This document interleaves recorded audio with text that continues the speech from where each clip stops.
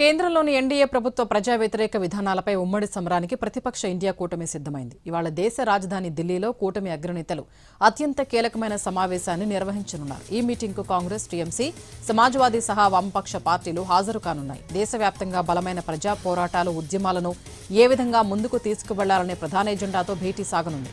పార్టీల మధ్య కొన్ని అంతర్గత భిన్నాభిప్రాయాలు వ్యక్తమవుతున్నప్పటికీ దేశ హితం కోసం తామంతా ఐక్యంగానే ఉన్నామని కూటమి నేతలు స్పష్టం చేస్తున్నారు.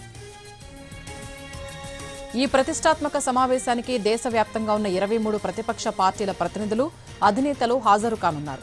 త్వరలో పలు రాష్ట్రాల్లో జరగబోయే శాసనసభ ఎన్నికల్లో అనుసరించాల్సిన ఉమ్మడి వ్యూహాలతో పాటు ప్రస్తుత వర్తమాన రాజకీయ, సామాజిక వ్యవహారాలపై ఈ భేటీలో విస్తృతంగా చర్చించనున్నారు. ముఖ్యంగా వచ్చే ఏడాది అసెంబ్లీ ఎన్నికలు జరగనున్న రాష్ట్రాలపై ప్రత్యేక దృష్టి సారించడంతో పాటు సుదూర లక్ష్యంగా 2029 సార్వత్రిక ఎన్నికలను కూడా మైండ్లో పెట్టుకుని ఇప్పటి నుంచే ప్రణాళికలు రచించాలని విపక్షాలు భావిస్తున్నాయి. క్షేత్రస్థాయిలో ప్రజల్లోకి వెళ్లేందుకు వీలుగా ఒక నిర్దిష్ట కార్యాచరణను ఈ సమావేశంలో ఖరారు చేయనున్నారు.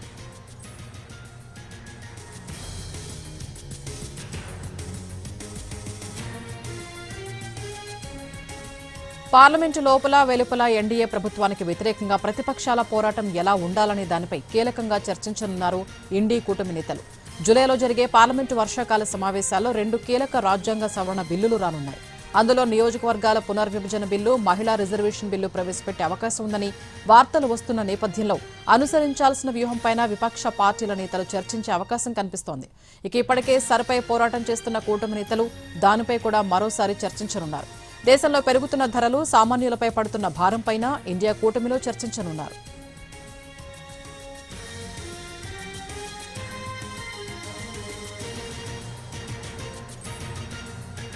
ఈ కీలక భేటీకి కొన్ని ప్రముఖ ప్రాంతీయ పార్టీలు దూరం కావడం రాజకీయ వర్గాల్లో చర్చనీయాంశంగా మారింది. పంజాబ్, తమిళనాడు రాష్ట్రాల్లోని స్థానిక రాజకీయ సమీకరణాల దృష్ట్యా ఆమ్ ఆద్మీ పార్టీ తమిళనాడులో టీవీకే సర్కారుకు కాంగ్రెస్ మద్దతిచ్చిన కారణంగా డీఎంకే సమావేశానికి దూరంగా ఉండాలని నిర్ణయించుకున్నాయి. అటు తమిళనాడులో కాంగ్రెస్ మద్దతుతో సర్కారు ఏర్పాటు చేసిన టీవీకే ఇండియా కూటమి మీటింగ్కు హాజరు కానున్నట్లు సమాచారం. అయితే టీవీకే ఇండీ కూటమిలో చేరుతుందా లేదా అన్నది చూడాలి. ఇక ఇప్పటికే ఈ సమావేశం కోసం తృణమూల్ అధినేత్రి మమతా బెనర్జీ ఢిల్లీకి చేరుకున్నారు.